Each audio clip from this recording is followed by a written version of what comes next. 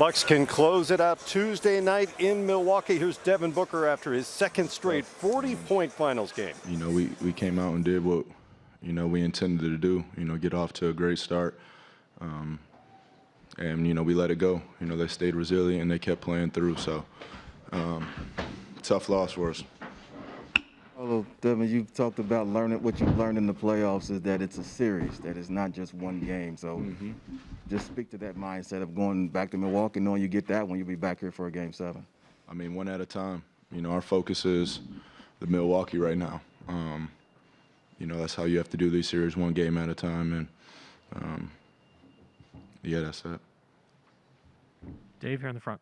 Look, I wanted to ask you about the play. You guys are down one. You're coming down the court. You pick up your dribble around the foul line, and then Drew comes in. Just what were you seeing on the court in that moment? And when you kind of had a little bit of a transition opportunity, what were you seeing as you surveyed the court? I was just trying to score the ball. He was behind me. I turned, and he was right there. Over on the right side. Go ahead. Hey, Devin.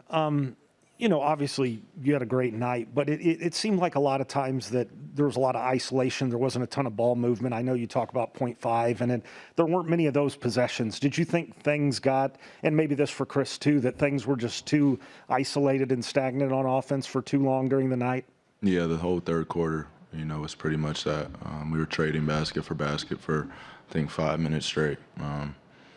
But, you know, we're at our best when we get stops and get out in transition. So, I always say we hang our hat on the defense end, and that's where we have to be better. And Chris, what did you think about just kind of the ball movement? And did you feel it got a little stagnant at times? Yeah, it definitely did, especially in that second quarter when I was out there. We talk about it all season long. We've been a ball movement team, and you know sometimes the switching can cause you to do that. You know, we exploit it at times, but sometimes we don't.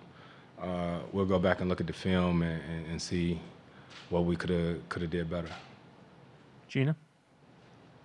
For both you guys, I mean, you haven't lost 3 games in a row in 6 months since January and haven't really faced a must-win as far as an elimination game situation all playoffs. So just, I know how much you guys pride yourself on resilience and fighting back. So just what do you hope to see from you guys and your teammates the next 2 days to get ready for Game 6?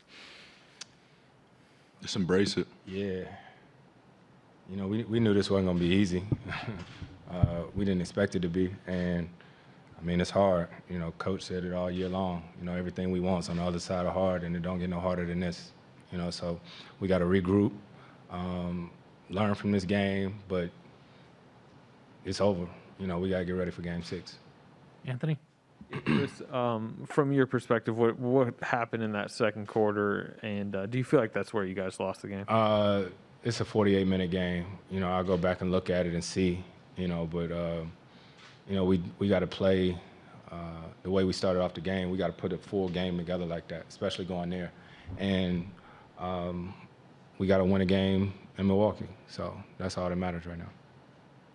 Palmer, to you on Zoom. I'm going to go to Greg Moore with the Arizona Republic.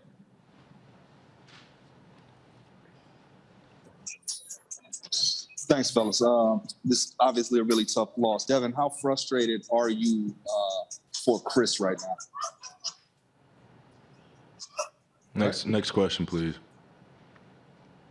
Dwayne, over on the right side.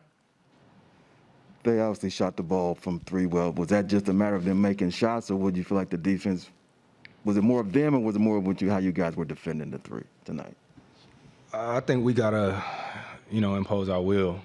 You know, I think in that third quarter, I remember it was a timeout, and the guys said they had missed a shot that whole quarter, you know, and like I said, we come straight here from the game. We ain't looked at nothing yet, you know what I mean? So I think we'll go home, look at it, watch it tomorrow, and we'll see what we need to do better for Game 6.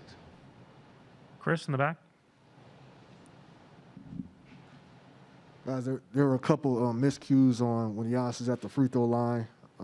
They got the offense rebound a couple times. Is that a matter of just the ball bouncing a certain way, or you think you guys could do something differently on those situations? I'd have to go relook at it, but you know he's a freak of nature. He's a different size dude. So even if he's boxing out, getting a hand on it, you know, it's tough. So, you know, you just have to put a body on him. Everybody's out there anticipating a miss. You know, hell, even he is. You know what I mean? So, you know, we got to keep trying to box out. And then if his length, you know, he tipped the ball up in the air, ain't too much you can do.